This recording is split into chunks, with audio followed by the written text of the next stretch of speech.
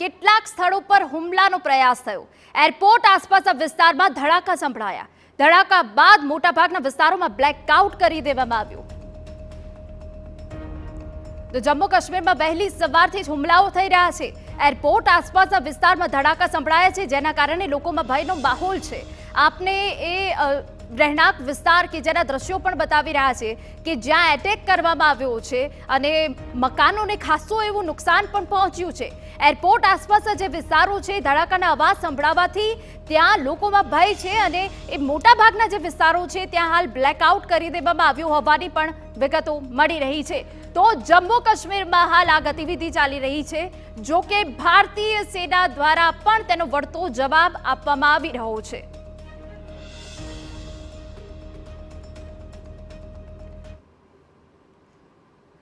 તો કેપ્ટન ફરી એક વખત અમારી સાથે જોડાઈ ગયા છે। કેપ્ટન, પાકિસ્તાન ગમે તેટલી નાપાક કરતૂત કરી લે, પરંતુ આપણા ભારતીય જવાનો જડબાતોડ જવાબ આપી રહ્યા છે અને જવાબી કાર્યવાહીના રૂપે પાકિસ્તાનના 4 એરબેઝ નષ્ટ કરી દેવામાં આવ્યા છે। હવે પાકિસ્તાન શું કરશે?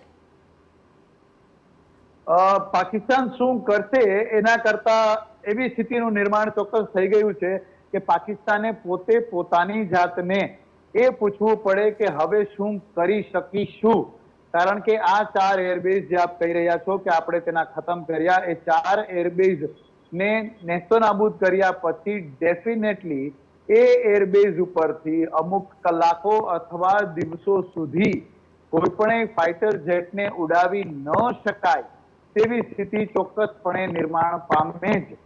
આ એરબેઝ ઉપર અટેક એટલા જ માટે કરાતા હોય છે કે જ્યારે આમને સામને બંને એરફોર્સની લડાઈ શરૂ થાય, તે એરફોર્સની લડાઈ થવાની પહેલા જ એમની ધારને બુઠ્ઠી કરી નાખવા માટે આ રીતના હુમલા કરાતા હોય છે અને આ હુમલાથી બોનસ છે, એમ પ્લસ છે, ખૂબ ખુશી થાય જો એ એરક્રાફ્ટને પણ ઉડાવી શકાય, પણ એ ના થાય તો ત્યાંના વોચ ટાવર, બીજા ઇન્સ્ટોલેશન, એમ્યુનિશન ડમ્પ જ્યાં મિસાઇલો અથવા બીજા બોમ્બને સ્ટોર કરવામાં આવે તે, અને જે રનવે છે એ રનવેને ખતમ કરવામાં આવે તો ઘણી બધી કલાકો અથવા દિવસો સુધી ત્યાંથી એક પણ ફાઇટર એરક્રાફ્ટ ઉડાન ના ભરી શકે તેવી કપરી કન્ડિશનનું નિર્માણ કરી શકાય। અને એટલા માટે જ મેં એવું કહ્યું કે પાકિસ્તાન શું હવે કરશું એવો પ્રશ્ન પોતાને પૂછતું હશે, કારણ કે ત્યાંથી હવે તો તેમણે નવરા બેસી રહેવાનો અને માત્ર પોતાનો વિનાશ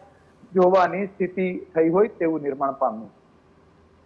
બિલકુલ કેપ્ટન, આગળ પણ પાકિસ્તાનના વડાપ્રધાન અને આર્મી ચીફ વચ્ચે શું ચાલી રહ્યું છે તેના ઉપર આપનો જવાબ મેળવવો છે, પરંતુ આ વચ્ચે પંજાબથી સમાચાર એ પહેલા પીએમ મોદીને મળવા પહોંચ્યા NSA અજીત ડોભાલ તેવી વિગતો હાલ મળી રહી છે। પીએમ મોદી અને અજીત ડોભાલ વચ્ચે પીએમ આવાસ પર બેઠક થવાની છે।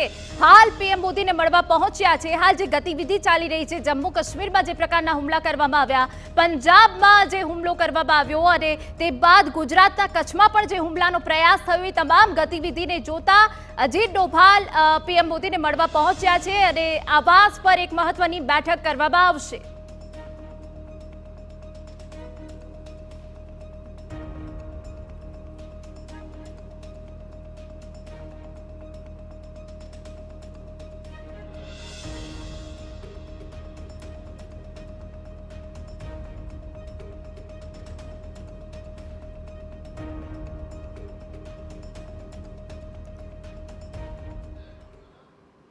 તો કેપ્ટન, હાલ દેશમાં જે ગતિવિધિ ચાલી રહી છે, પાકિસ્તાન તેની નાપાક કરતૂત કરી રહ્યું છે, એ વચ્ચે NSA અજીત ડોભાલ પીએમ મોદીને મળવા પહોંચ્યા છે।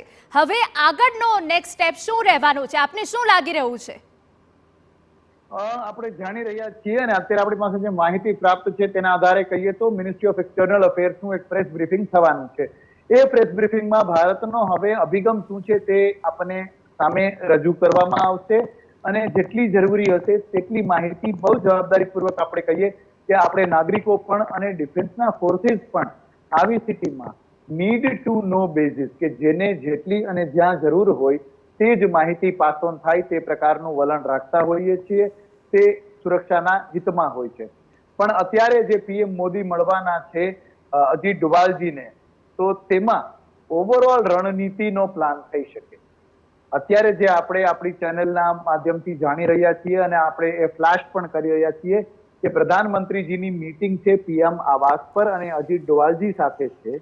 તેનો અર્થ એ કે કદાચ હાલની માહિતી પ્રમાણે તેમાં ડિફેન્સના લોકો જોડાયેલા નથી, એટલે સીડીએસ પોતે ચીફ ઓફ ડિફેન્સ સ્ટાફ અને લશ્કરના ત્રણેય વડા જોડાયેલા નથી તેવું અત્યારની માહિતી ફલિત થાય છે. અને જો આ પ્રકારની સ્થિતિ હોય તો ઓવરઓલ પ્લાન શું છે તે ઘડવામાં આવી શકે, કારણ કે એનએસએની જવાબદારી તો દેશની બાહ્ય સિક્યોરિટી તેમજ દેશની આંતરિક સિક્યોરિટી અને તેના માટે સેનાના ત્રણેય પાંખો, વધતામાં ગૃહ મંત્રાલયની અંતર્ગત આવતી સેન્ટ્રલ આર્મ્ડ પોલીસ ફોર્સ અને બાકીની પોલીસ ફોર્સ, મરીન કમાન્ડો, આ બધું આવતું હોય છે.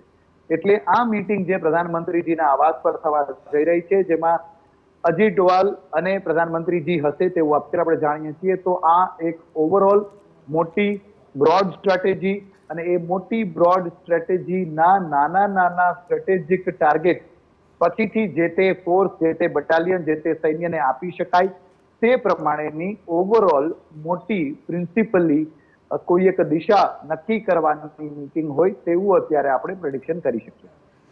બિલકુલ કેપ્ટન, જોડાયેલા રહેજો અમારી સાથે. આ ચર્ચા આગળ યથાવત રહેશે, પરંતુ જે ભારત પાકિસ્તાનમાં હાલ તણાવભરી સ્થિતિ છે તેને લઈને પળે પળની અપડેટ આપને આપી